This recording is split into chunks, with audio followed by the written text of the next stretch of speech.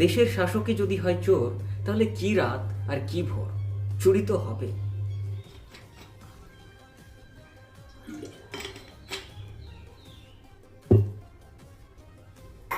NEET রিএক্সামিনেশন শুনতে যতটাই সহজ সরল মনে হচ্ছে, বাস্তবে সম্পূর্ণটাই তার বিপরীত। নিট এক্সামের পেপার লিকের খবর অবশ্যই আপনারা সকলে জানেন যে এক্সামের একদিন আগে টেলিগ্রামে এই নিটের পেপার ঘুরে বেড়াচ্ছিল।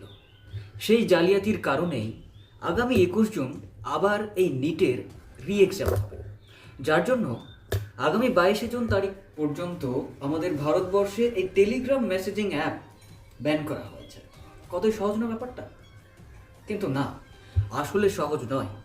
এই নিট রিএক্সামিনেশনকে নিয়ে চিন্তিত, ডিপ্রেসড দুইজন পরীক্ষার্থী সুইসাইড করেছে, আত্মহত্যা করেছে।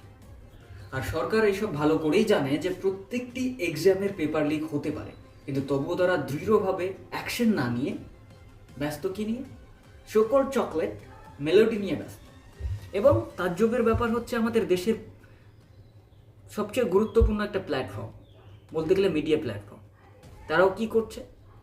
জার্নালিস্ট যারা, তারাও নিজের কাজ ছেড়ে দিয়ে সবাই ওই সরকারের মেলোডি মেলোডি মেলোডি এই চকলেট নিয়েই সবাই ব্যস্ত। এবার আমরা এই নিটের কিছু ব্যাপার নিয়ে আসি।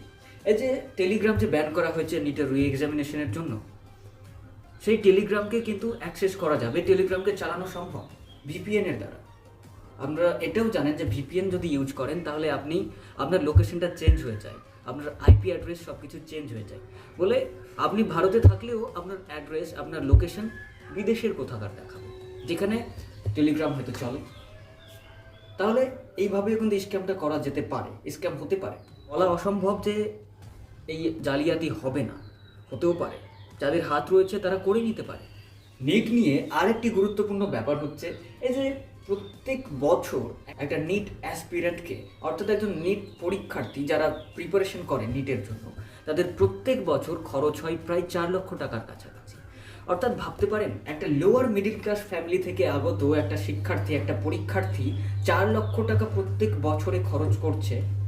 আর যদি পরীক্ষায় এরকম জালিয়াতি হয়, তাদের কি মানসিক অবস্থা ঠিক থাকতে পারে? আপনাদের জন্য প্রশ্ন থাকলো এটা। কিন্তু কি আমরা এই শুধুমাত্র জাতপাত নিয়ে মরছি? লাস্ট একটা কথা বলি, দেশের শাসকই যদি হয় চোর, তাহলে কি রাত আর কি ভোর, চুরি তো হবে। চুরি হওয়াটা তো সামান্য ব্যাপার।